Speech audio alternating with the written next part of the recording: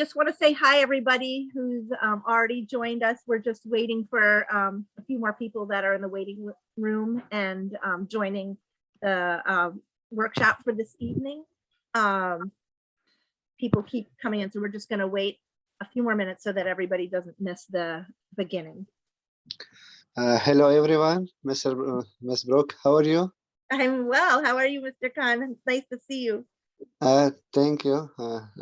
Everyone is okay. Fine. Hope you are well. I am well. Thank you. I'm glad to see you here this evening. Thank you so much. Thank you.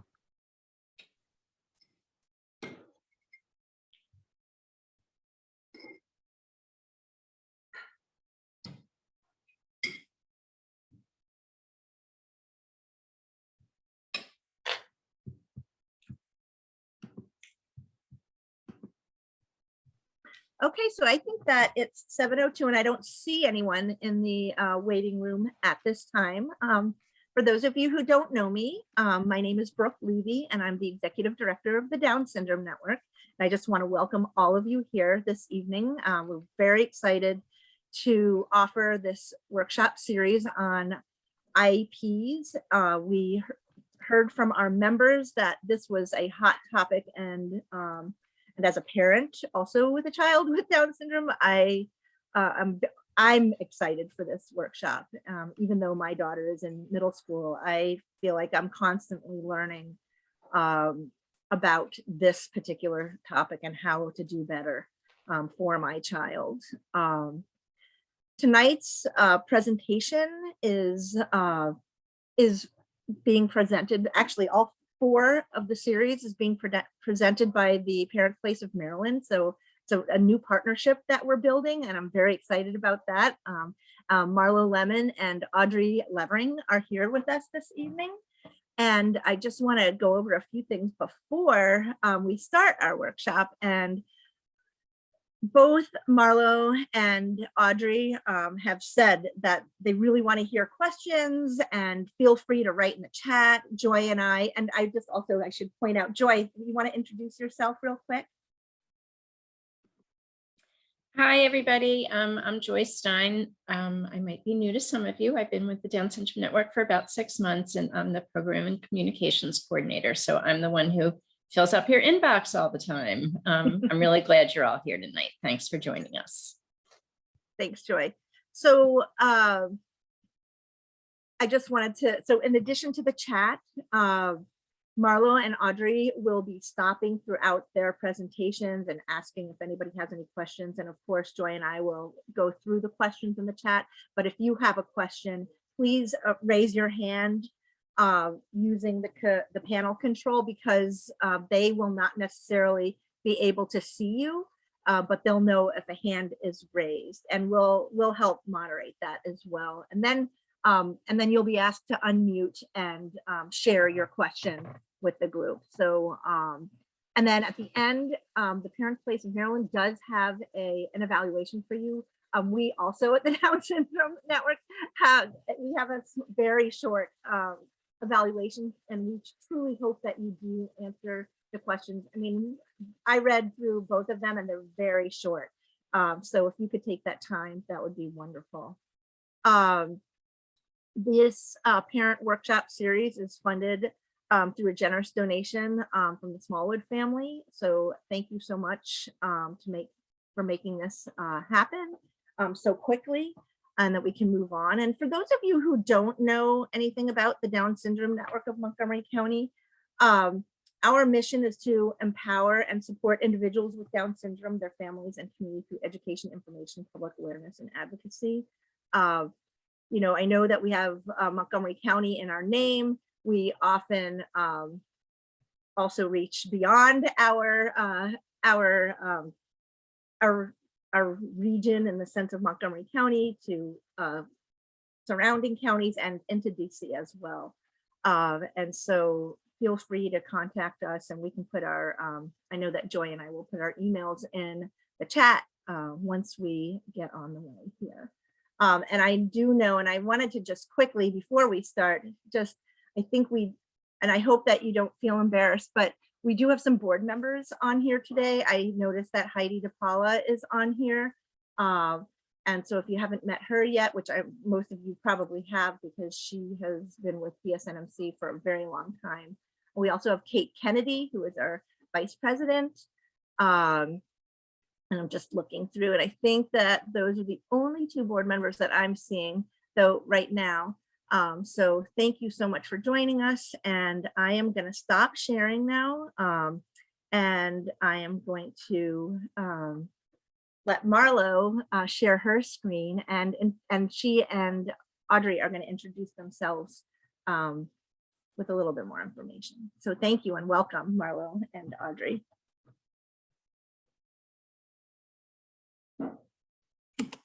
Thank you so much. I want to, while I'm pulling up my slide, I want to personally thank Brooke and Joy.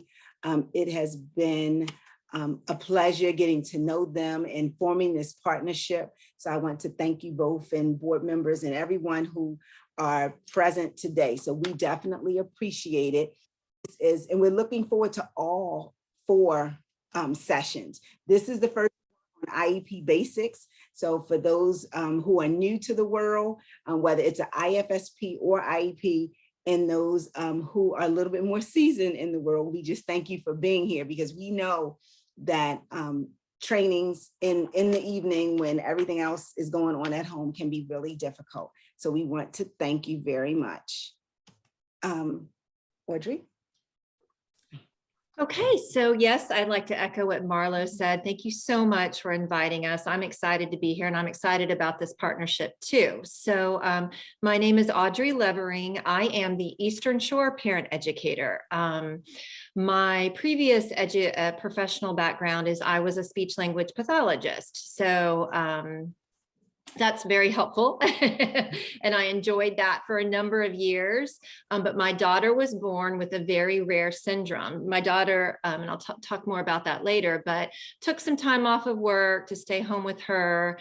And I kind of transitioned into this role as a parent educator when I moved to Maryland. And I really enjoy meeting other families of children with disabilities. Thank you so much, Ms. Audrey. And I'm Marlo Lemon. I'm the Director of Training at PPMD. And professionally, I mean, I was thinking today, I was like, I've worked in 4 school systems. I worked in Baltimore City, Baltimore County, but 3 school systems, Baltimore City, Baltimore County, and Howard County schools. Most recently, before I came to the Parents Place of Maryland, with Baltimore County Infants and Toddler Program. So in there, I was a parent coordinator, working and helping parents of young people transition as they're going from infants and toddler service into the school system. So we are definitely, I'm also the mom of 3, and we'll talk a little bit more about our children in a little bit, but I wanted to just thank you again for having us. So these are our goals for this evening. Again, as Brooke said, stop us. You can unmute or put questions in the chat. We will periodically stop to say, do you have any questions? And hopefully we've timed it right so that we'll be able to stop at the end and have time for questions. So today we hope to share just a little bit of information about PPMD, especially for some of our specialized services that you might need, share a brief history of special education, review IEP basics, and discuss parent roles in meeting strategies. So that's our goal for this evening and our objectives.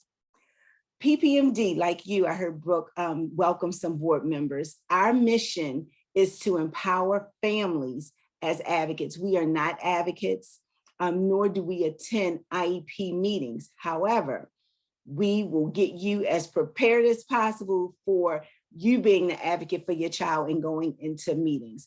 We want you to partner and feel empowered to improve the education outcomes for children with disabilities and special healthcare needs. We're also committed to diversity and equity. Again, we are governed by a board. Everyone on our board has children with different abilities. We have been around for over 30 years. Last year, we celebrated our 30-year anniversary. We are Maryland's Parent Training Institute, and 100% of our staff have children with different abilities. Okay, and Okay. These are the services that Parents Place of Maryland provides to families. We provide one-on-one assistance. That's a lot of what I do. I'm a parent educator. We share resources like we're doing today. We have leadership training. If any of you guys have ever attended some of our training there, it's fantastic. A little plug there for some of our other leaders training. And we also do military outreach because, and especially in Maryland, there's a large number of military families in Maryland.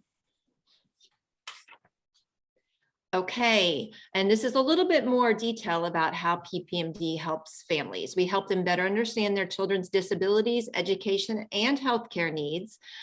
We help parents understand how to communicate more effectively with schools, doctors, related professionals, and agencies. We help parents understand their rights and responsibilities under special education law and regulations, understand their rights and benefits in healthcare systems. We help parents obtain appropriate services for their children, resolve disagreements with the school or other agencies, and connect with community resources. Okay, so we call this our big why, right? We all have a why for why we're here tonight, right? Us too. So this is my daughter, Eva. Eva was born with a very rare syndrome. She has duplication of 6 genes on the 14th chromosome. There's no name for it. It's extremely rare. She's 17. She has an intellectual deficit, behavior. I say she has every piece of the pie involved. Oh, we get OT, speech, behavior, feeding therapy when she was little. But it's been one of the greatest joys of my life to be her mom and nurture her along her journey. Thank you. And these are my 3. I have a double blessing and little surprise. So Audrey and I are supporting each other through this transition journey. My twin boys they just turned 17, which I cannot believe. And my daughter will be 16 in April. So they're only 17 months apart. The taller of the twins is my youngest twin, Matthew, and he has autism. He is significantly impacted, nonverbal, but a gentle giant. I'm 5'3", so he's like 6'1", 200 and something pounds. So it's very interesting now. His brother has dyslexia and ADD. So we are a family that has been advocating for so long. They started infants and toddlers when they were 17 months old. So we've been on this journey quite a bit. But as Audrey said, they are the light of my life. They bring me joy. And then, little Miss Victoria, I think now, we're dealing with some anxiety because she has a perfectionist trait right now because she is at the end of her 2 brothers. So, we deal with a lot of different things in our house. So we wanted you to know why we do this. We are really serious about helping parents and families because we're in it with you ourselves. Just a very brief history of special education. And the reason we always include a brief history of education is because we want you to be able to know and understand the laws so you will know what services that you get, what's allowed, and so that you can know what you can ask for and how special education has evolved over time. I am so thankful for the parents who came before us because they've paved the way, as hopefully we will with the ones that are under us now. And I look back and so many things I wish I would have known then. But when you think about 1975 is the Education for All Handicapped Children Act was passed. So IDEA was passed. Congress provided federal funding to support all school-age children. And that was big at the time, all school-age children with disabilities. It was originally known as Public Law 94-142. So since 1975, legislation has been mandated that students be educated in their least restrictive environment with supplementary aids and services. It guaranteed that free and appropriate public education, and it improved how children were identified in school, and parents had protection in due process. So that's why that 1975 law is so important.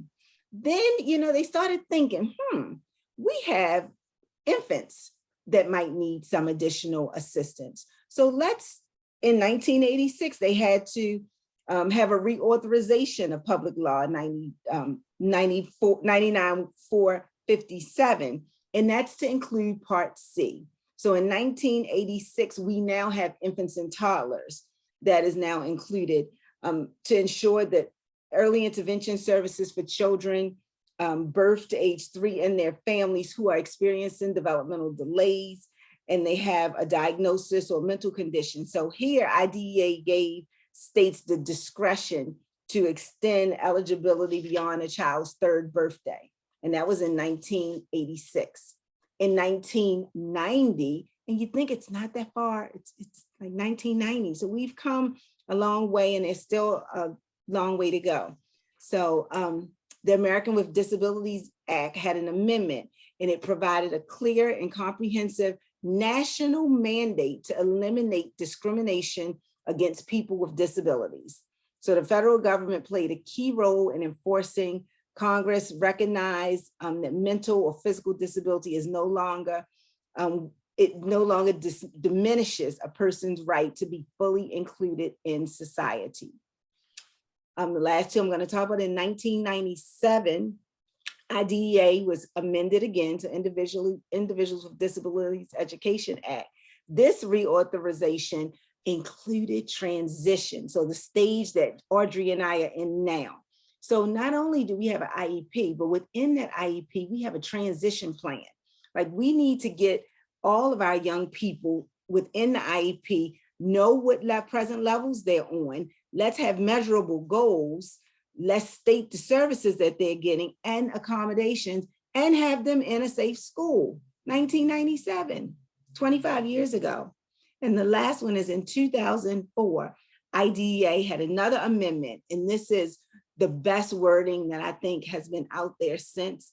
And the purpose is to ensure that all children with disabilities have available to them a free and appropriate public education. And I believe that's on our next slide. So a free and appropriate public education, which emphasizes special education and related services designed to meet their unique needs. And that's what I love about it. Their unique needs. Every IEP should look different. Every IEP should be about your individual child. Yes, as a mother of a young man with autism, we know it's a spectrum. When I go into that meeting, I have to look at where Matthew is, and it really is all about his unique needs. So basically, when we sum up the law in the history, it's all about civil rights. And this is the one powerful statement that we wanted to bring up from 2004. Ensure that all children with disabilities have available to them FAPE, which is free and appropriate education, and it's designed to meet their unique needs.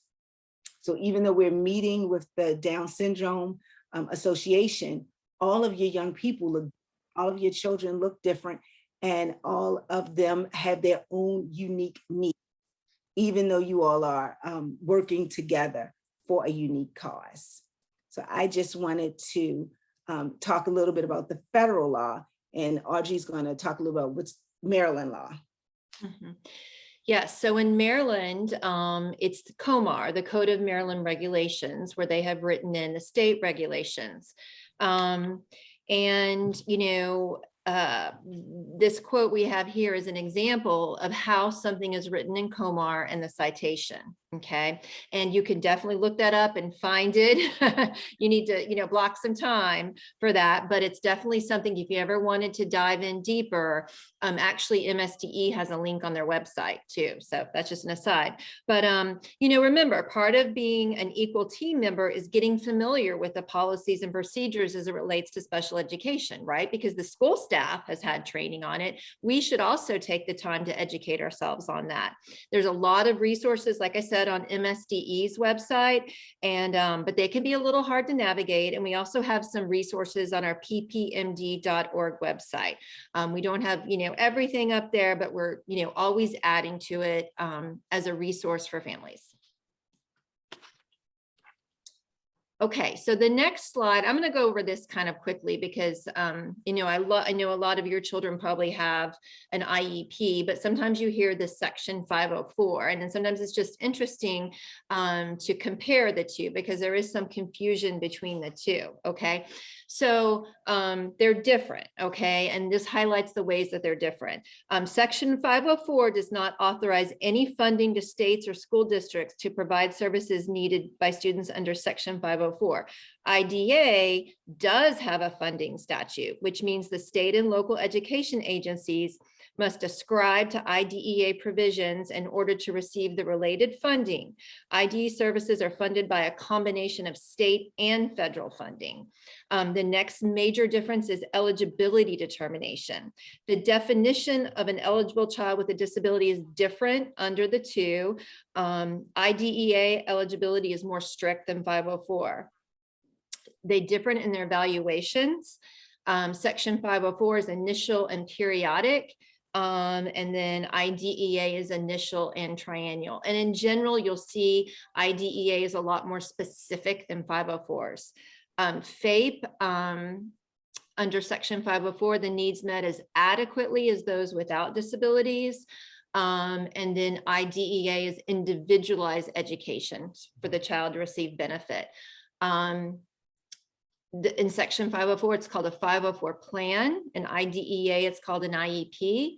And enforcement for Section 504 is for the Office of Civil Rights, which is the federal, and it's the state education agency for IDEA.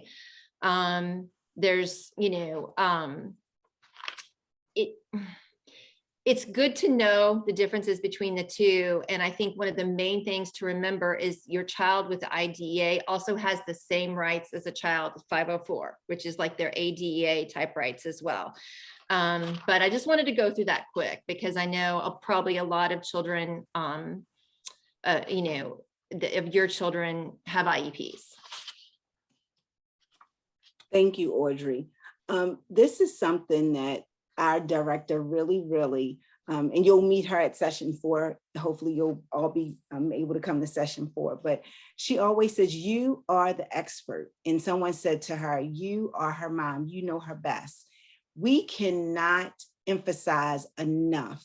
It is very intimidating sometimes going into an IEP meeting.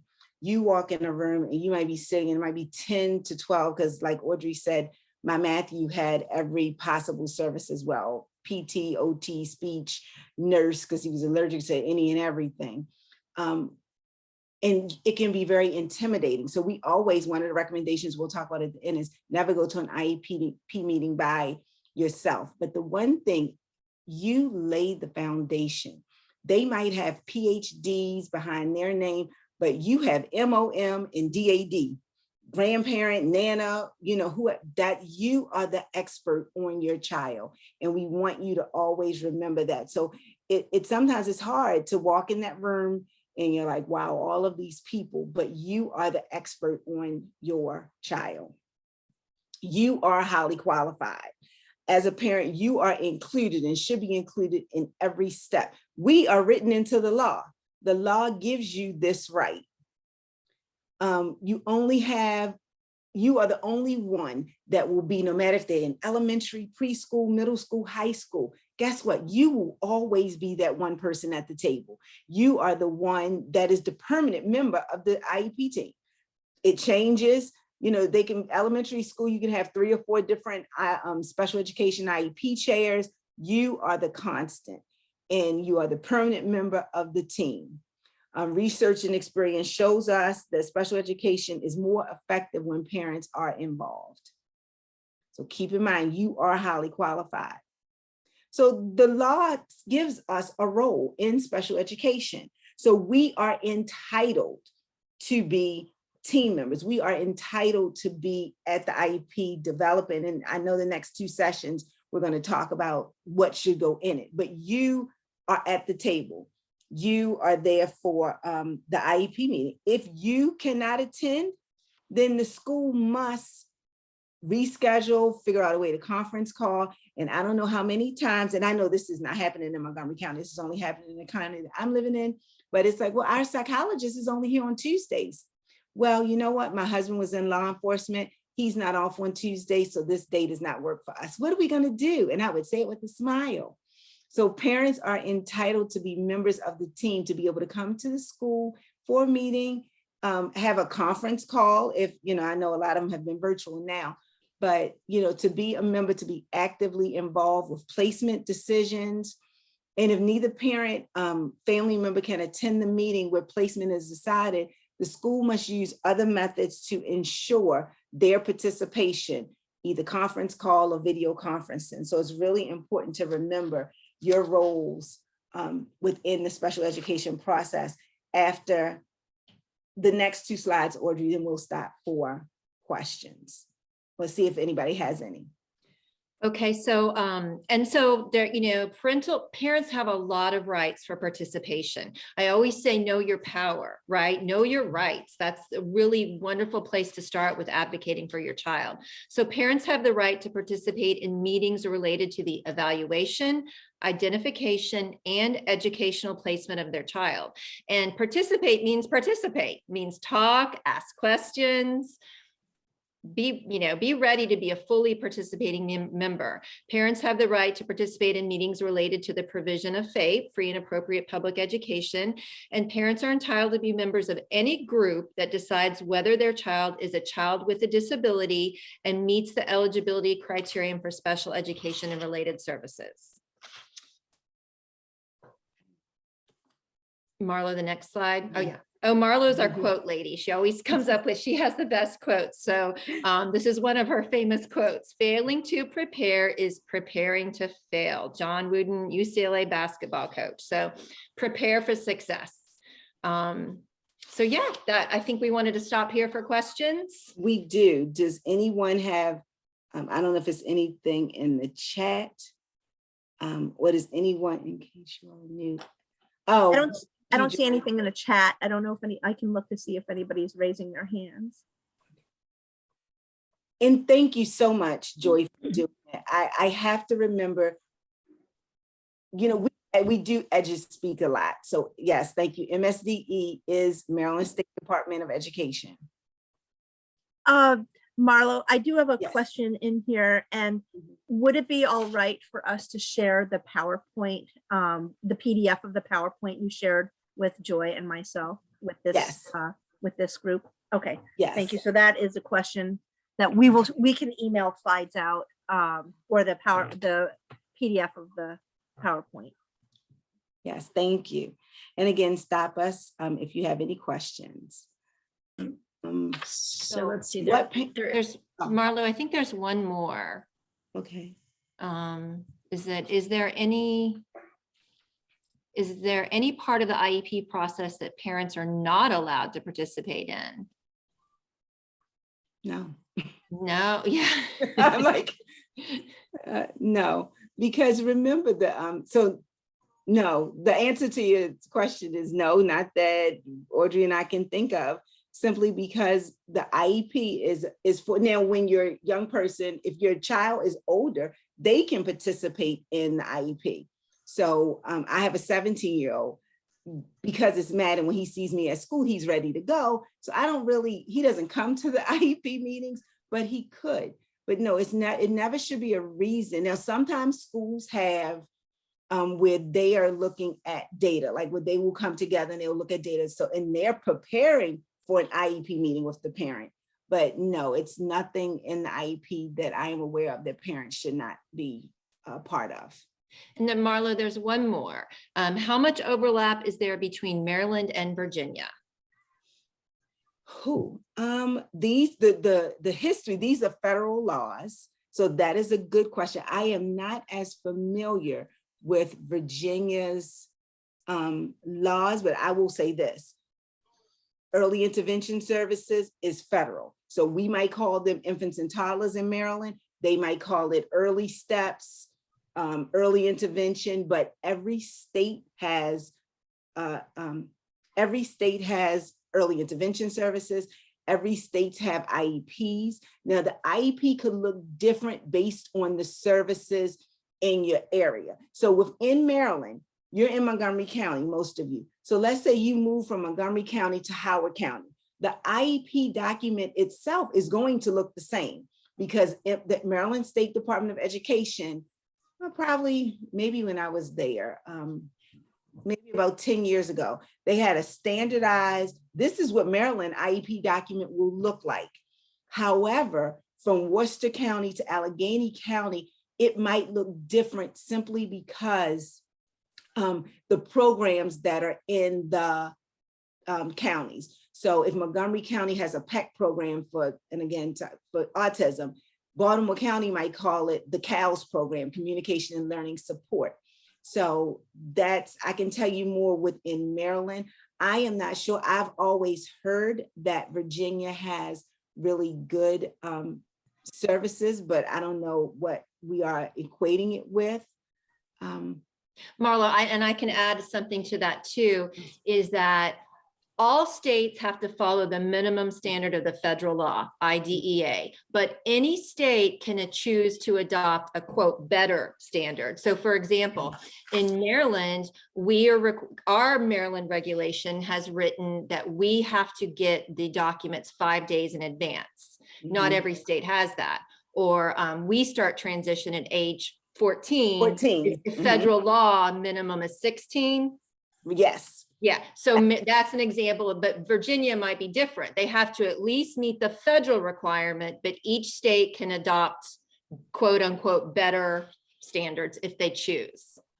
Good point. And with infants and toddlers, Maryland has a 25% or more delay, but California has 33.33% delay. Mm-hmm. And my favorite difference, being a resident of Texas, in Texas, we had to sign off on the IEP every year. In the state of Maryland, you only sign off the first time. Did that help? Wait, I have a question that was. How can parents participate in their child's evaluation? Ask questions.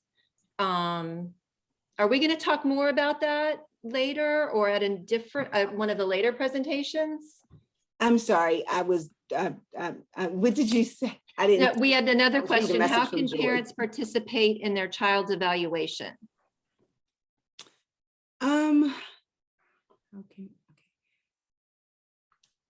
Usually, some parents will select to get a private evaluation. Usually it is done, that is done in school, the evaluation. And Missy, the second and third presentation, will talk a lot about the evaluation, but usually that is done in school with the child's team. So it could be the reading specialist, the psychologist. So it's building those relationships. Maybe you'll know when it is and you can help prepare the child by saying, it's okay, Mr. Steve is coming to pick you up today. Just do your best. It's nothing to be worried about. But typically the school team will do the evaluations. And then you always have an evaluation or assessment planning meeting. So what we said, be prepared. So when you go to that evaluation or assessment planning meeting, come with your list of questions for the evaluation. What types of tests are you doing? You say you're going to be doing cognitive assessments. What does that mean? So, go to that assessment planning meeting with a list of questions. And if you want a specific assessment, you can justify it in a meeting or ask why, are they able to do this particular assessment? Now they can say no, but you can always ask, and especially if you have a justification. There's another question in here. How often should evaluation testing take place? By law, every 3 years. Every 3 years, it's time to reassess. However, after they usually don't, like 6 months. And Audrey, I'm gonna look to you for a second as an SLP. But if this is so if in January my child was assessed and I want them reassessed in May, it won't be a valid assessment because it needs to be at least 6 months between assessments. But in Maryland, every 3 years. Every 3 years by law, you should get assessed. However, after 6 months, you can ask for another assessment. It's a year. So the way that you're exactly right, because 6 months and then the planning for the, by the time you have the meeting, it'll be a year. But the regulation is required every 3 years, but parents have the right to request once a year. Is it also, this is Brooke. Isn't it also possible for parents to refuse some of the testing? And also, so for example, I'm wondering, Audrey, maybe you did this as well, like when your child was younger, or maybe Marlo, because you have a son who is nonverbal, but a lot of kids with Down syndrome, especially when they're younger, their receptive language hasn't caught up with their expressive language. And so I know, for example, when my daughter was little, I asked for specific tests that measured more of the, that allowed her to answer questions non-verbally or in another way.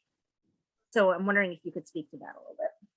You can, and that's that assessment planning meeting. Come to that planning meeting with those type of questions, and then then have your members go back to you guys, your organization, with specific tests that you recommend for children with Down syndrome, right? That's working your network, working your community. But it's an IEP team decision. So you could come to the table and say, you know what, my daughter's IQ hasn't changed any. I don't, let's not do an IQ test this time, and the team can agree to it. You also have to sign consent for assessment. So you can, I have some families say specifically, I do not consent for IQ testing.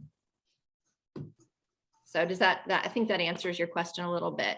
That's where we go back to, parents have so many rights. Yes. And we have a question, a hand raised, but I can't see who it is. I'm sorry. I think it says, oh, I just saw it. Mullet, is that what? Mullet. Okay, Mullet. I'm so sorry for saying your name incorrectly. That's okay. It's not like there's a million of them around anyway. So I appreciate you. Thanks, guys. I'm going to try not to be very specific, just so to respect everyone's need to process information. But I'm in a position where my kiddo's disability criteria was actually not accurately presented.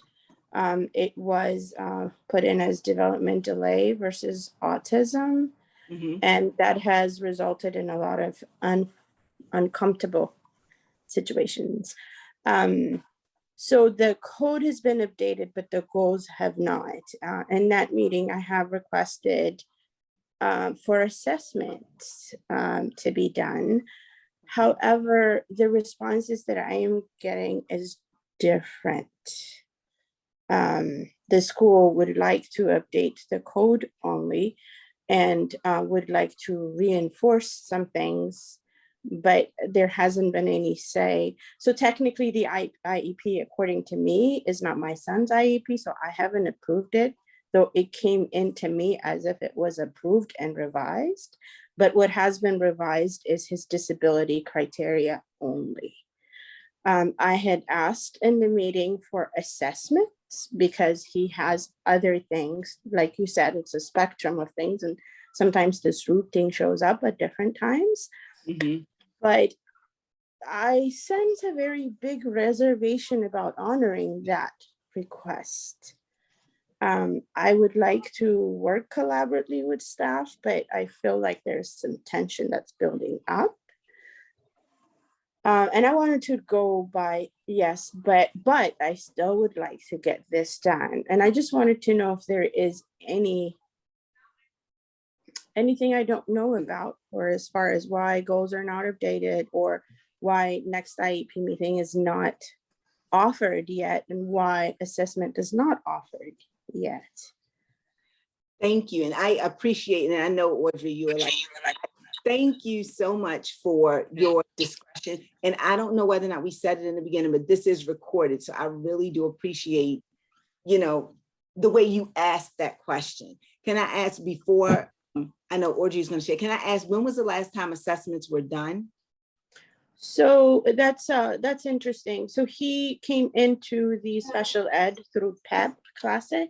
Okay. So he's 7. So assessment was done in 2018 of June. Hour and a half. Okay. But at that time, 6:10. Wait. Hello? yes, I'm here. Okay. At that time, his disability has not cleared itself. And so basically the diagnosis criteria at that time, which was sufficient for him, was development delay in speech, language, expressive, and fine motor skills. And I think that's it. And so that was sufficient. And then the pandemic happened. And then that kindergarten was with the pandemic, but we did get an assessment from Kennedy Krieger that we turned in for the school. And that was in the first assessment for kindergarten, which was in July of 2021. However, the code was not updated and kiddo really suffered in his self-esteem and all that kind of stuff that comes from not adequate support. And to my part, this I asked for a review, and just last week is when the review was scheduled, and it is at that time that I expressed, hey, this does not look correct. And so, yeah, so that's where we are. And I just would like to have a meeting to update the goals. And before that, for him to be assessed. And I remember the psychologist saying it's not logistically possible, but his annual review isn't coming in May, but he can't wait until May without adequate support while his code is different. And I just couldn't understand why assessments could not be put in place, why an IEP meeting could not be guaranteed at this time. And I wanted to understand the thinking process behind it. Okay. I, Go ahead, Audrey. yeah, so first thing I want to say is, we can help support you with one-on-one support through the Parents Place of Maryland.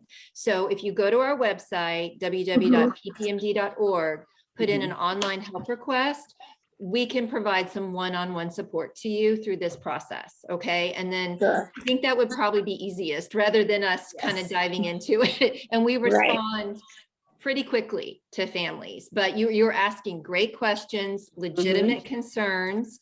I'd love for you to, work with one-on-one with a parent educator to help you. Thank you. Thank you. I appreciate you guys.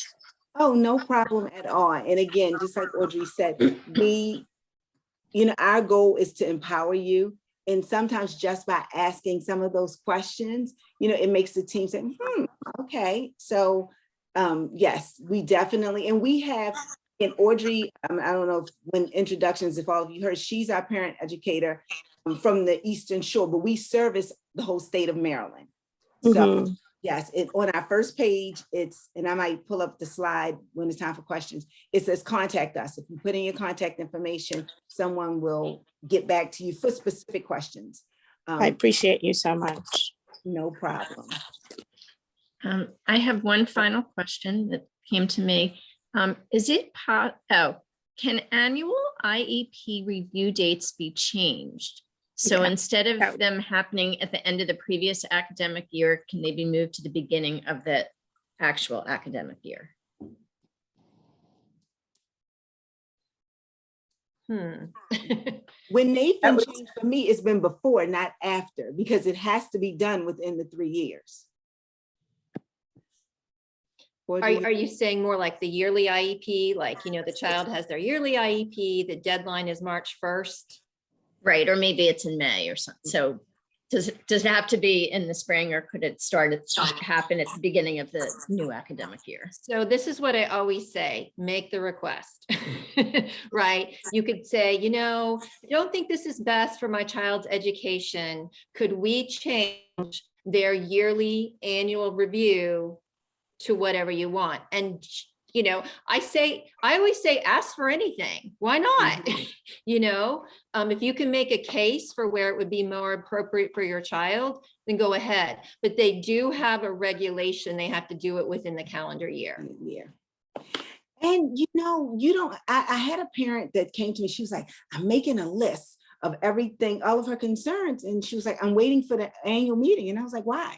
You can request for IEP meeting at any time. And I had taken that slide out, but you can request for IEP meeting at any time, and let the IEP chair know, send an email. Hi, this is my child. I'm requesting an IEP meeting to discuss ABSC, so, you know, and you can request it. So yes, you have your annual, it has to be annual to the year, to the date, but you can request an IEP, especially don't hold on to concerns, because then you might get, again, you might get that, well, that's something to bring up at a later date. Right now, we're just reviewing assessment. So right now we're doing this. So you can have it call for an IEP meeting at any time.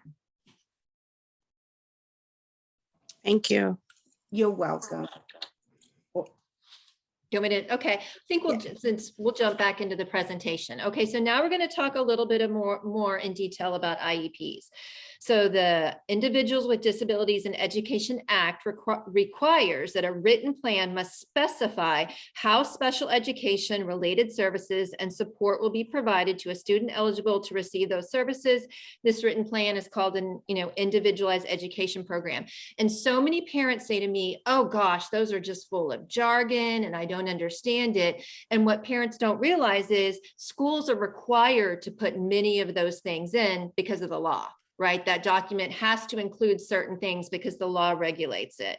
I certainly wish it could be more parent friendly, don't get me wrong, but there are just certain requirements of that document that need to be there. Being a part of your child's IEP meeting is really a good opportunity. The meeting is a large step toward ultimately helping your child find success.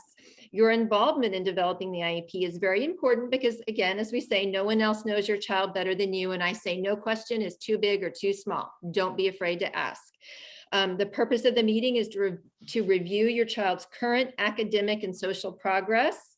And that's important. Don't forget that, okay? And to design a plan that specifically meets his or her needs. The purpose is not just to create an IEP, but to review the student's work, the results of any evaluations, tests, or reports in order to understand what works, what doesn't work, and what might need to change. And then we'll talk more about tips and strategies before, after, and during the IEP meeting now. Thank you, Ms. Audrey. So this might look like an IEP. I actually teach a class at Towson, and one of my students, it was a graduate class, and one of my students said, I think the IEP table should be round. And, I agree with them because this looks like, a person at the center, and the center should always be about the young person. And they don't look like those anymore, do they, Marlo? They're all on the screen. I know. So the first thing before the meeting, and we know it's a lot of information, and I hope this is not the black line, it's over my screen, but I hope that you can see all of the words. But think about the goals you have for your child's future. And I'm not talking, if you have a first grader right now, it could end of third grade. It could be by the end of elementary school, but really think about the goals you have. Think about what homework looks like, what behavior looks like, what incentives they have now. Make a list of what you want your child to be able to do and need and learn. Make a list of the type of things your child needs. If you had, early on, I had a goal a year. And of course, it was usually around communication, with Matthew being nonverbal, because initially it was, I want him to be able to talk. I want to be able to talk. But then I had to get like, you want him to be able to communicate, because when he could communicate, then behaviors decrease. But talk to your child, if you can, about their IEP as they get older, in the IEP process and what they want out of it. And then request written updates from all service providers. So, and of course, that's a lot, like it's speech, OT, just before the meeting, you want to make sure that, what the report is going to look like. I never like to walk in a meeting and get any surprises. You want to confirm who will be attending the meeting and know their roles. I always say, never go to an IEP meeting alone. It's just something, it's a habit that I've developed. There was a time when the principal said to my husband, Mr. Lemon, do you have anything to say? And he said he didn't say anything the whole meeting. He was like, nope, she covers it. But he was there, you know, with me as that moral support. We had a signal when I would like sit up, then, you know, he would know. And it's not that we had, we didn't have, I can honestly say we didn't have bad IEP meetings, and we didn't, because like Audrey said, I would send in all my requests ahead of time. And I was like, okay, let me ask for the world. And then if I just get the top 4 or 5, and I would always have something in my mind that was a non-negotiable. And, you know, yes, you can't get the world, but at least I'm going to ask for it. Plus letting them know things ahead of time. They need to know you're bringing to the meeting. But if I had a question about placement, the people in the school are not going to be able to answer that question. So I guess you need to call central office so that person can make it a point to be at the meeting. So I didn't like surprises. So we tried to have, you know, that open communication. You know, if once my husband couldn't come and I took my dad, he was like, what? I was like, Daddy, just come and sit in the meeting. And by the time we left, they were offering him, they were like, well, do you want to be a one-on-one for a student? But it's just because in that meeting, and even to this day, no matter what I know, when I go into that meeting, I am Joshua and Matthew's mother, and I might get emotional, you know, because it's especially more so for my Matt, because he is nonverbal. So I always feel like I have to be his voice. So I just always take someone with me. I'm like, did I hear this right? Or what do you think? So just helpful hint. Confirm who will be attending. If it's a friend, you know, an advocate, you really don't want to surprise the team with anything. Prioritize your ideas. Again, have a list of almost your things you want or non-negotiables. Make a copy of any documents that the school does not have that you want to discuss, and send them before the meeting to ask the team to consider the information that's in the report. The quote was, if you're prepared, then you're able to feel confident. So getting ready for the meeting, let the school know in advance if you'll need an interpreter or if you need to change the meeting date or time. I really tried to do that. A lot of schools now will have the meetings planned for the year. But again, my husband was in law enforcement and sometimes it just didn't work. We knew that, okay, Marlo might need a Thursday morning appointment, but they would call. Look over your child's records and evaluation. Remember the 5-day rule. I will stop a meeting. If I don't expect me to read, process, and digest something that you're just giving me. Then, you know, I'm gonna, and I know sometimes it's hard, you know, we're fortunate we can have some comp time or we, you know, we rearrange our schedule so that we can attend the meeting, but I need the documents ahead of time. As I get older, I can't process that. It's a law. Give me the information at least 5 days ahead of time so I can process it and go through it. Ask a friend, another parent to attend the meeting with you, and let the school know if you are bringing someone with you. Bring they would always say, I have a binder, whatever works for you. When we talk about documentation, it could be an accordion folder. It could be a binder with whatever. We can't tell you how to organize because it has to be whatever works for you. I've seen the file boxes that you can get at Staples. I've seen those. So whatever way for updated assessments, evaluation. Unfortunately, I keep everything. I do, once the IEP is approved, I will throw out the draft, but usually I have notes and things in any medical reports, things you want them to consider.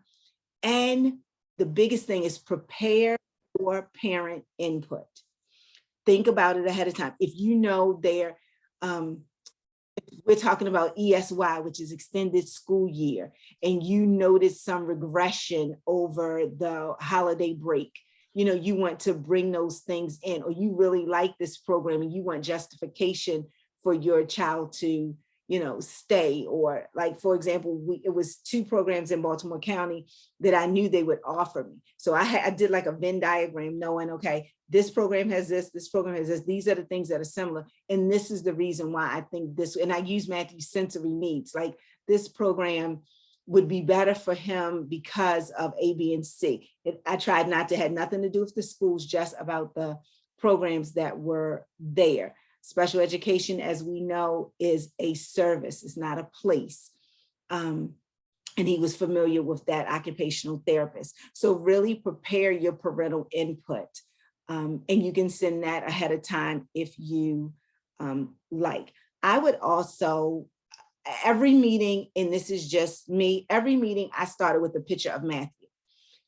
This is Matthew. This is who we're going to be talking about today. We might not always agree, but as long as we keep Matthew, this is his picture. For those of you, I mean, most of everybody knew him, but this is his picture. As long as we keep his wants and needs in the forefront of all of our minds, and we're going to be okay.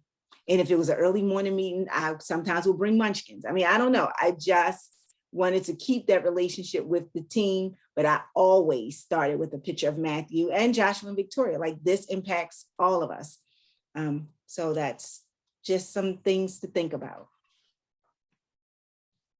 Or do you parental input? Yep. Okay. And I just want to piggyback on what Marlo said about an IEP binder portfolio. What I personally do is I buy the thickest binder I can find, and I have one for each grade. And my daughter has 2 for some grades. And I just start it chronologically, right? And sometimes I'm so busy, I don't have time to get the binder together. I just buy a bin. Go buy a bin from Target. Just every piece of paper that you get in the school, throw it in the bin. And then at the end of the school year, I'm like, okay, here's the 9th grade paperwork. And then I just 3-hole punch it, put it in the binder, because, you know, sometimes you're going to need to reference back to that. Like, let me give you an example. You know, my daughter's in reading intervention. Reading is extremely important to me. It's been my top goal for my daughter since day one. Well, when we changed states, they wanted to do a reading intervention program that we'd already done before that wasn't effective. So I pulled out my old binder, pulled out the data, showed them, we've already done that, not appropriate. And it was really helpful for me to advocate. And I just want to put that plug in there. You know, this is a very paperwork driven process. You know, keep track of the paperwork. Okay, it's okay if it's a jumbled mess everywhere, but just keep it, because you just never know when you need it. Okay, so this is the section of the IEP where you give your parental input, and it's shocking the number of parents that don't know about this. Okay, this is, you know, you can contribute to any part of the IEP, but this is where they have to put word for word whatever you would like to say. Okay, we recommend being polite and respectful, you know, not saying you're not, you know, not pointing fingers, but just kind of saying, you know, like for my daughters, it might say, you know, Eva needs an evidence and research-based reading intervention program that is delivered with fidelity. Eva needs time with their typically developing peers. Eva needs a social skills training. You know, a lot of times if parents do not submit an input statement, school will write, Audrey's very happy with the education program. She thinks everything we're doing is great, which may be true, but may not be true. You know what I mean? So anyway, that's the parental input section. Okay, so during the IEP, find out how your child will participate in the regular classroom, non-academic activities with peers, and assessments. These are questions to ask. Ask for interpretation of test results and clarification of new terms or programs. No question is too small or too big. Somebody throws out a jargon term, stop the meeting and ask them what it means. Get answers to all of your questions, even if you have to schedule a continuation meeting. Sometimes this is something I hear a lot with the school only booked 30 minutes. Well, you can ask for a 1 to 2 hour meeting. I always say the max is 2. So you can imagine my meetings are long. So I always say I would like to schedule a 2-hour meeting. And sometimes, honestly, at the end of 2 hours, we don't get to everything. So we all agree we didn't get to complete the IEP. We're going to have a continuation meeting. That's your right. You have the right for every question that you have to be asked, okay, and to not be rushed, okay? Take notes and consider recording the meeting. If you do record the meeting, you have to tell them in advance, because the school has the right to record it as well.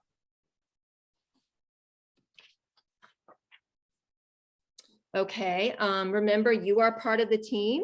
It's not you against them. You know, I know that can be really, really hard, but as long as you can keep making it about the child, that we're all here, you know, to advocate for appropriate services for the child, and different perspectives are always helpful. Sometimes you might have a staff member that's kind of monopolizing the meeting, and, you know, ask for input from other people. There's nothing wrong with that, right? If you feel like, you know, feel free, you know, believe in yourself. You know, you would, even as a speech language pathologist, you have no idea how meek I was at the IEP table when my daughter was in kindergarten. I was just so scared to speak up. But it's just been a lot of growth over the years for me, and building confidence in myself. Take notes before, refer to them during the meeting, make sure your concerns are addressed. I do the number them and I mark them out. That just helps keep me on track. Watch your emotions, and you always have the right to ask for a break if you need to calm yourself. It's okay. They know that. Don't be embarrassed if you cry or get upset. They know that these are our babies and there's nothing more important to us. Thank you. Okay, so after the meeting, thank the team, okay? Praise them, you know, praise them for their work, their efforts with your child, their time, all of the above. Send an email to everyone summarizing your meeting goals and listing the people assigned to specific tasks. Stay in contact with the teachers. Monitor your child's progress by reading the progress notes, highlighting it, underlining it. Ask teachers what you can do to help reinforce skills at home. And this is, you know, really big, and I always say, if it's something, you know, make sure we include this. You know, our conversation has been really good. Make sure you include it. That was like during the meeting, but make sure you include it in the meeting notes, so that it's always like, we may have a long conversation about something, but if it's not written down, you know, it can be said that it wasn't said. So Audrey, do you want to continue or stop right here before we go into advocating tips for questions? Yeah, sure. Let's stop. Okay, so we're gonna, before we go into advocating tips, we can stop right here to see who has a question. Is it Malet? And I'm sorry if I pronounced your name incorrectly. I see your hand. It's Marlette. It's Marlette. Marlette. Yes, Okay. thank you. I'm on my phone, so I wasn't aware if you have shared the presentation document on here. I saw that Joy or Brooke put it. Yeah. It's I in the guess I chat. can do it again if you want. I put it in the chat, but I can do it so that it's close, like so that it's at the end. So it's the I first one. appreciate it. Thank you so much. You're There's some welcome. comments here that were made that we might want to just read, just comments for what you were talking about, just to add more information from one of our board members. Okay. If appropriate, when you prepare your parent report, help your child to prepare the student report. And I know that I don't remember which part of the series we'll get to it, because especially as our kids get older, once they're 14, they become part of the IEP team. And so that's something to consider as well. Help your child to prepare the student report with similar topics, but from the student point of view, he can hand this document to his teachers, you know, and therapists, and be involved in whatever way he or she can. And after all, it is his or her IEP meeting, and he or she should have input too.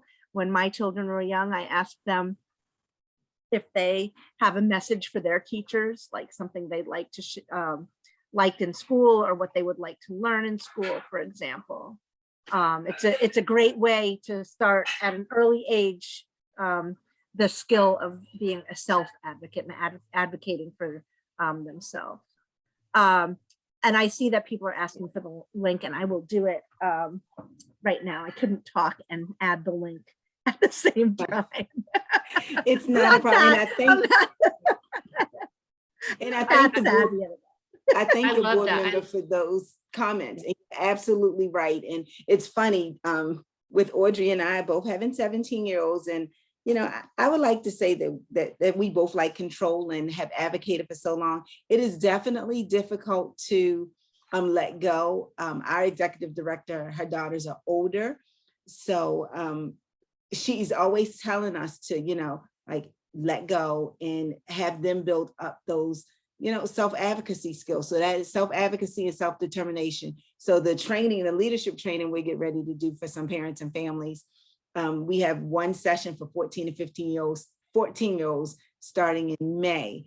And we're talking about those self-advocacy skills, letting them know their wants and needs. And we're talking about disability pride. So it's very important to get those self-determination skills and to know, it's okay to learn differently, to ask for, because let me tell you, once they are over 21 or in the college world, it's no longer us. It's the colleges, when they have to go to those learning support offices, it's all on them to advocate for the things that they need. So I thank you so much, board member, for that comment.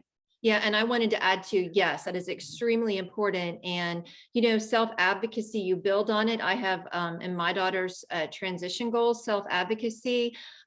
She starts her IEP meeting, or her IEP meetings.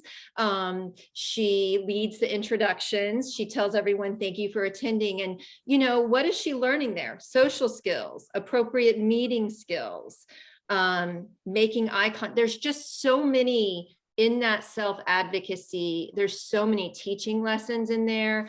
And I'm really excited because, as Marlo will attest, there's a lot more research and information coming out about self-advocacy. And it's an exciting time for just even the concept of it. Yes. Well, we're going to give some advocating tips. And Audrey and I are going to take just different strategies. Sometimes in a meeting, and even when we started, we are so we edu-speak sometimes because we're so used to SLP and OT and MSDE, and we have to, I would always say, I'm in education, my husband is not. So please basically don't edu-speak. Some parents, it's like, well, one of the goals said purposeful play. What does that mean? So it's okay to ask questions, or just to say, why? Can you tell me a little bit more about that? It's okay. Because a lot of times, teams are thinking it's our team. I got to get through this information. I got to get through this report. And it's okay to stop and say, well, why? Why are we doing this strategy? Why do you think this goal is appropriate? Why do you think that if we have, what is your determination coding them this way? It is just that why question. And sometimes they have to stop and say, okay, well, why do you think that speech services can be delivered inside the classroom when we want it in a social skills group? Why isn't a social skills group formed? So when you're framing it just with that word why, that's a really big one for me. I'm like, okay, well, tell me why. Help me understand is another one. Help me understand what made you put that goal. What are you seeing at school that I'm not seeing at home?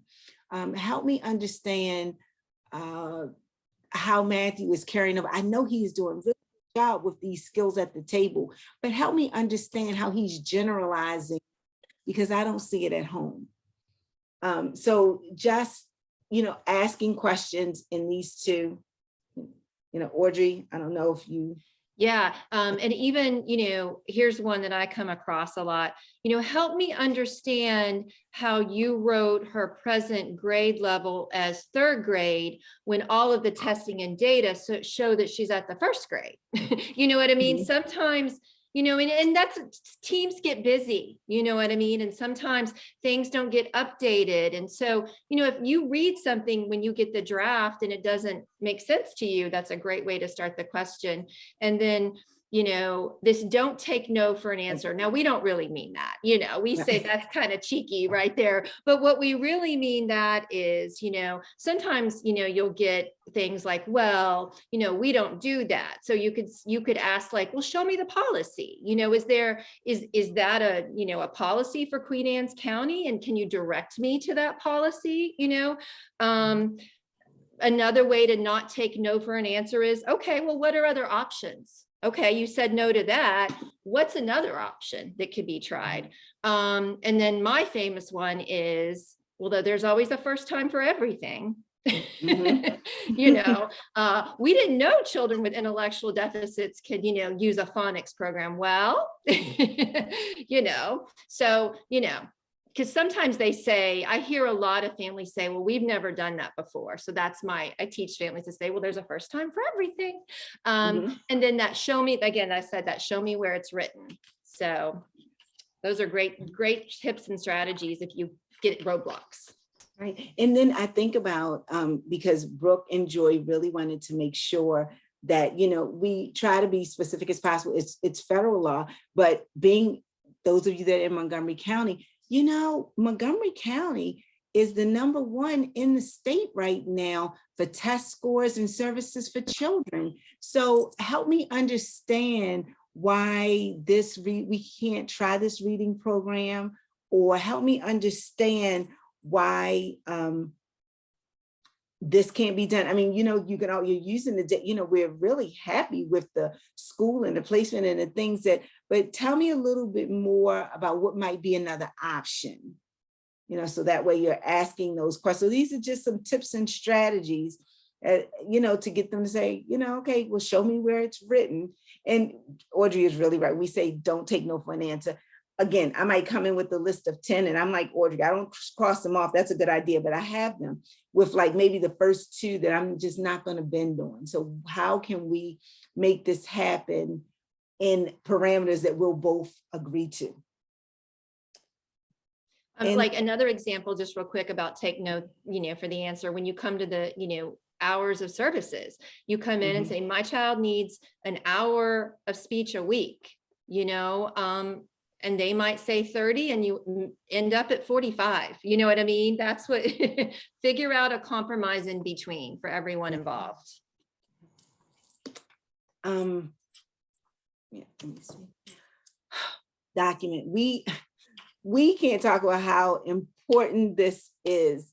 I can't tell you how many IEP meetings, even I've done it early on, where we talk about something and we're like, well, yeah, Matthew's good, this might work, and da, da, da, da. But then it doesn't wind up in the meeting notes and we don't have a goal for it. Now I've just learned document. So where are we going to put that within? That's a social skills goal. So where are we going to put that? If you're pulling him for lunch bunch with others, what is that going to look like? Document everything. Make sure that goes in the notes, please. Oh, we're going to meet again in 3 months to assess and see how this reading program is going. Okay, can you put that? Can we set the date right now? Like, make sure everything is documented, because as Audrey said, a lot of this is about paperwork. We were able to really advocate for the non-public that Matthew's in now because we had documentation and we knew what we had done. And it's like, you know what, all of the things that you all have put in place, he is making progress, but his progress is, he's making so little progress that we need some intensive intervention. What are you going to do? So, and we had data when he left infants and toddlers, he was 8 months. You all have had him for a year. He's only 9 months. What are we going to do?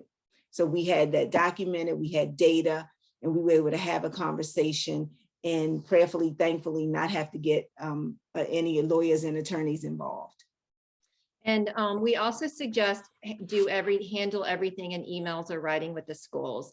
We certainly understand that there are phone conversations or texts that happen, oh, we're having ice cream. Can she have ice cream today? But anything significant related to your child's education, avoid the phone calls. And if you do have to have a phone call, document when you hang up, put it all in an email and send it in writing.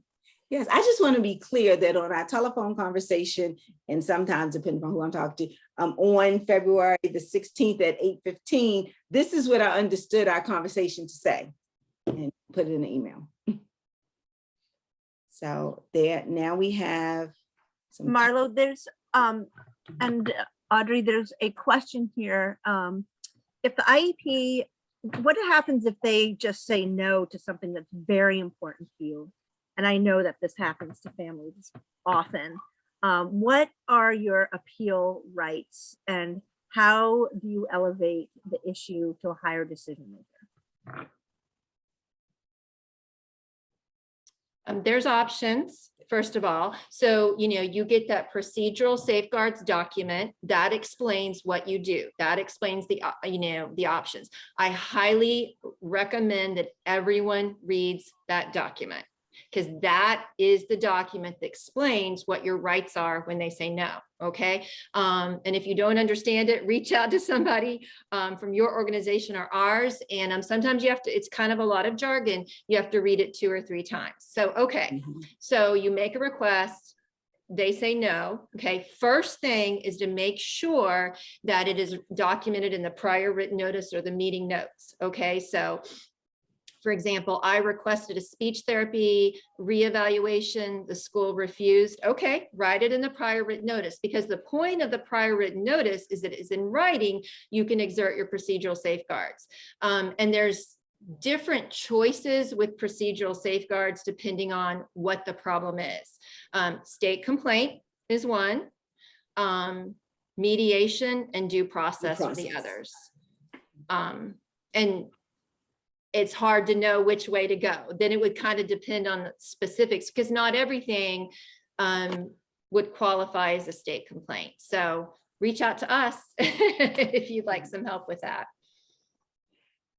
And when someone asked me to clarify meeting notes, you should get a summary of the meeting. Are they considered, is it meeting notes now still, Audrey, or is it prior written notes? It's called, so your county calls it meeting notes, but the legalities of it is prior, the way it's written in IDEA is prior written notice. And I hate the word prior, super confusing, because it comes after the meeting.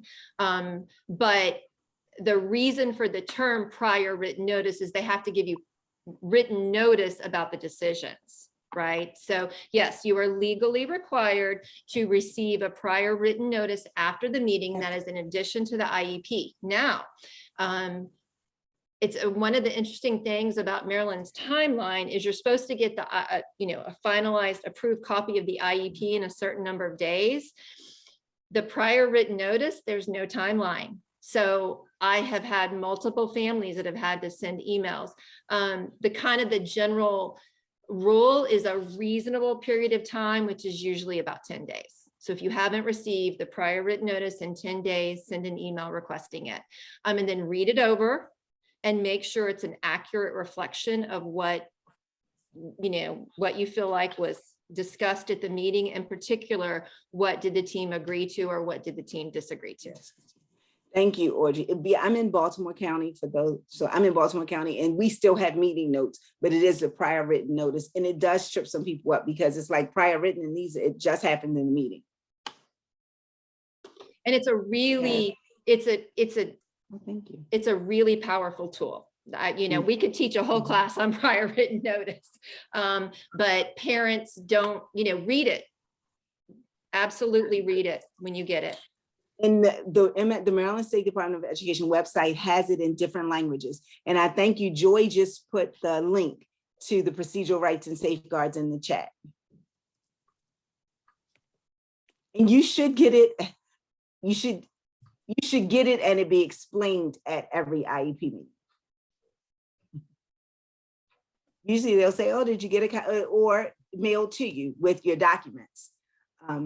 And then at the meeting, they'll say, do you need another copy? But that, and it was just updated and it has birth. So if you have an infant and toddler, it has birth to 21 rules, laws, procedures. And it even is a section in there that says, if you disagree with what the team says, do this, this, and this. And if the prior written notice is not accurate, you can request that it be amended. that's going real next level with your advocacy. But, you know, parents tell me that it's like, you know, like Molette was saying, like, I thought we agreed to this, but, you know, apparently we didn't. Okay, we have another question. Can prior written notices be updated if a child is given 30 hours of comp services in the prior written notice but needs more? Can more be added, and who can add it? Or once the prior written notice is sent, is it locked until the next IEP meeting? Marlo, I can take that. So no, the prior written notice is only what happened at that meeting. They cannot talk about potential. So if you were wanting more compensatory services, you need to hold another IEP meeting to make the request.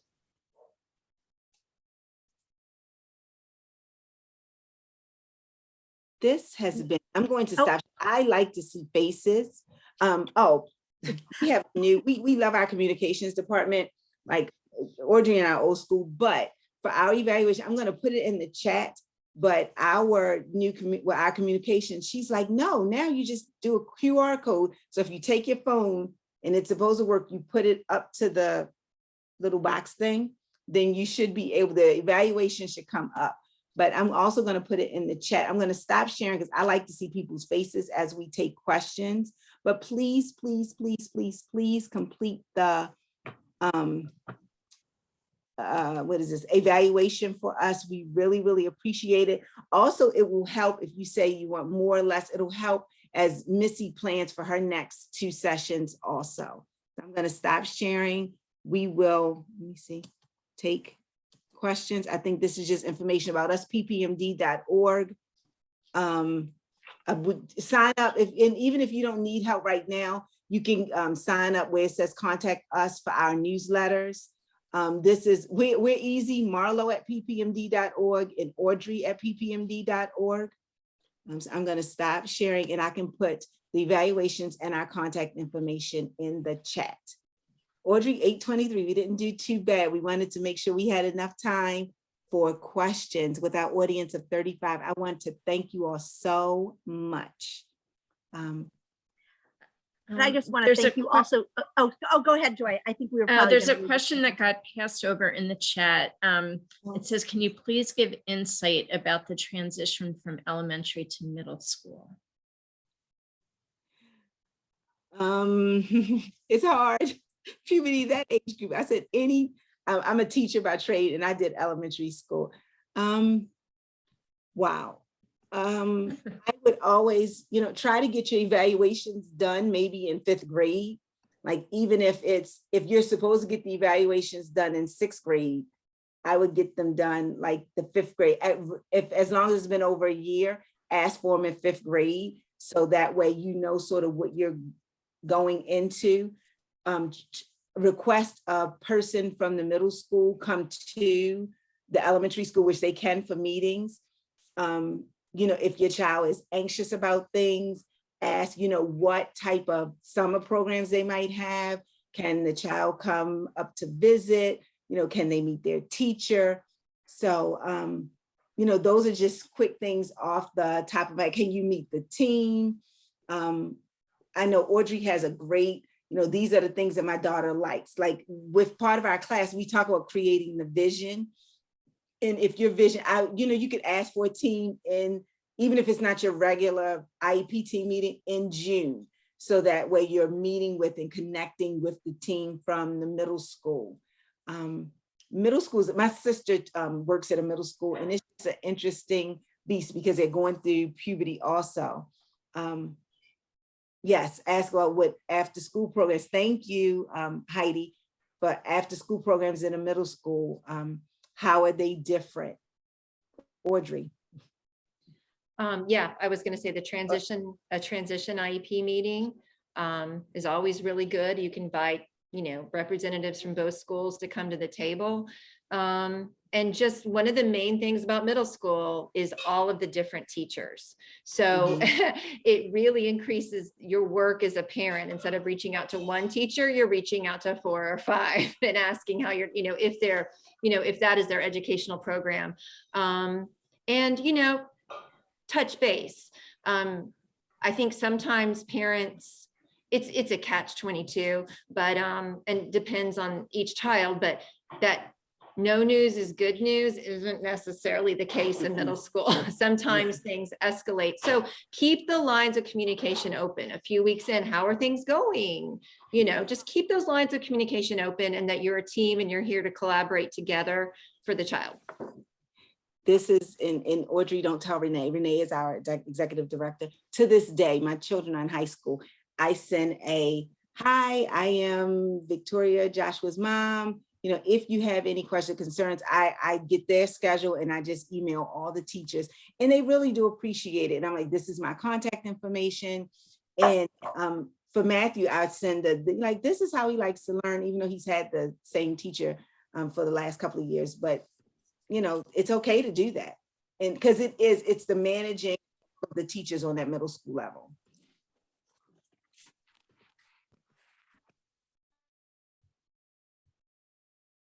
Are there any additional, and we're sorry we missed that question. You know, I wanted to just address the question a little bit, since I recently went through the transition from elementary to middle school with my daughter. And I think that one of the most important pieces, because of the way children receive services and support in elementary school, looks different than how children or students receive help and services in middle school.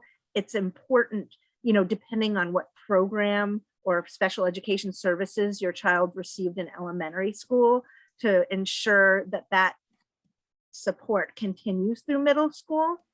And so, for example, if your child was fully included and had a one-on-one, oftentimes that will continue if that's the direction that you stick with in middle school. Or let's say you were in a discrete your child was in a discrete program that was maybe not as fully included, or might have been in a learning center, but then was fully included in middle school. You have to make sure that your child is still receiving the support they need at every point during the day in their academic classes. So for example, in my situation, my daughter went from a learning center to be fully included because it was all during COVID, and I wasn't about to send her to a school that we hadn't even set a foot into. And we knew the homeschool because our boys went there.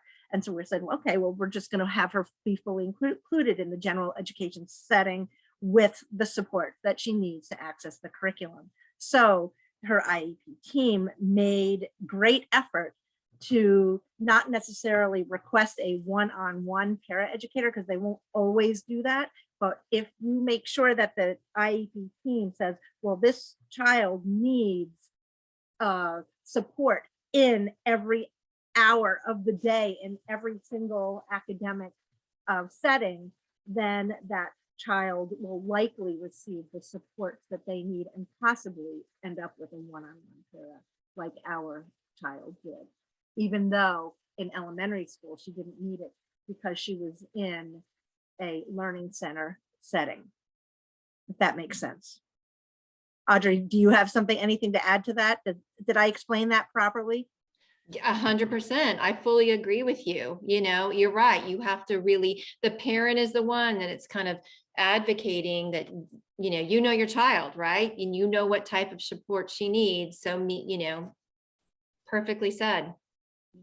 And that's what's great about this network, because you all have the I guess monthly or bi-monthly meetings where you can say, my child is transitioning. What do you know about this program in this school? I have found that, early on at the Autism Society meetings, I would ask a question and I would get a different perspective from parents. So that is always really good.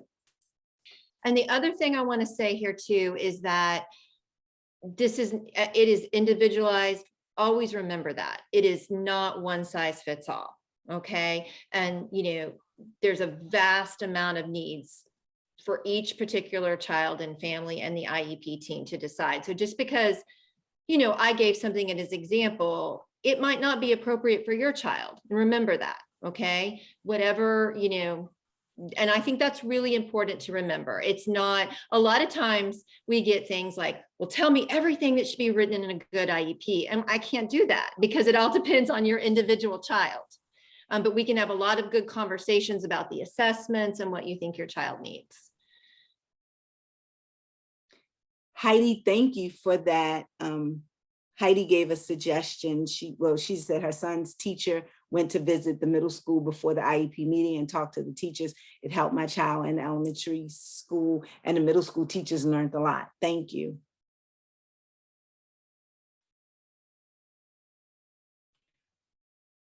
Brooke or Joy, I don't know if you want to stop recording, since we're getting some more personal questions.